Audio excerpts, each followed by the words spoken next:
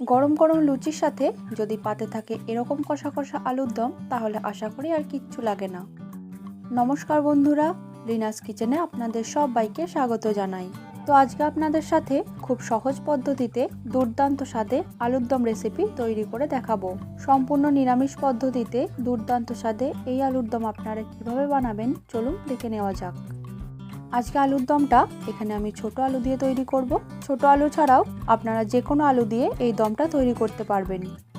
এখানে আলু কেটে নিয়ে জলে খুব ভালো করে ধুয়ে নিয়েছি। এবার একটা কাঁটা চামচের সাহায্যে আলুগুলোর গায়ে একটু করে ফুটো করে নেব।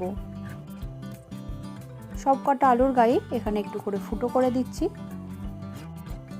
এরপর একটা বাটিতে মশলার একটা ঘোল বানিয়ে রাখবো। তার জন্য নিয়ে নিচ্ছি হাফ চা চামচ হলুদ গুঁড়ো, 1 চা চামচ কাশ্মীরি লঙ্কা গুঁড়ো, হাফ চা চামচ জিরে গুঁড়ো, 1 চা চামচ ধনে গুঁড়ো, আর সবশেষে দিচ্ছি 1 চা চামচ সানরাইজের আলুর দম মশলা। এই আলুর দম মশলাটা মার্কেটে আপনারা ইজিলি পেয়ে যাবেন, আর এই মশলাটা আপনারা আলুর দমে দিতেও পারেন, আবার নাও দিতে পারেন, তবে দিলে আলুর দমটা খেতে বেশি ভালো লাগে। একটু জল দিয়ে মশলা ভালো করে গুলে রেখে দেব। এরপর একটা মিক্সার জারে একটা মাঝারি সাইজের টমেটো পেস্ট করে রেখে দেব। এরপর কড়াইয়ে দিয়ে দিচ্ছি 3 টেবিল চামচ সরষের তেল। তেল গরম হয়ে এলে প্রথমে এখানে আলুগুলোকে একটু নুন আর হলুদ দিয়ে ভেজে নেব।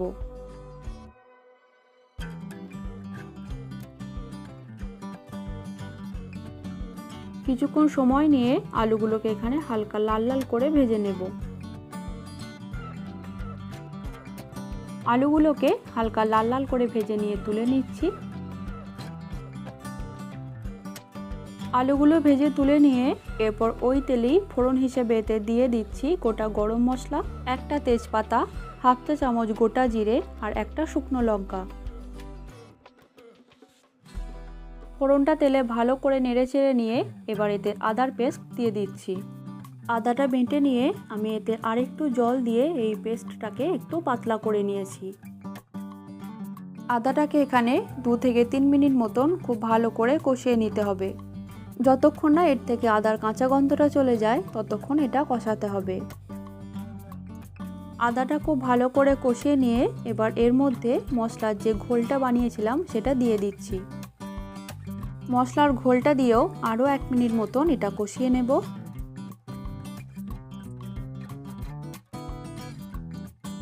মশলা খুব ভালো করে কষানো হয়ে এলে এবার এর মধ্যে টমেটোর পেস্টটা দিয়ে দিচ্ছি। মিক্সির বাটিটা ধুয়ে অল্প একটু জল দিচ্ছি। টমেটো বাটা দিয়েও একইভাবে এখানে খুব ভালো করে কষিয়ে নিতে হবে, যতক্ষণ না টমেটোটা খুব ভালো মতন কুক হচ্ছে আর এর মধ্যে থেকে কাঁচা গন্ধটা একেবারেই চলে যাচ্ছে। দিয়ে দিচ্ছি এবার এতে স্বাদ মতো নুন আর চিনি।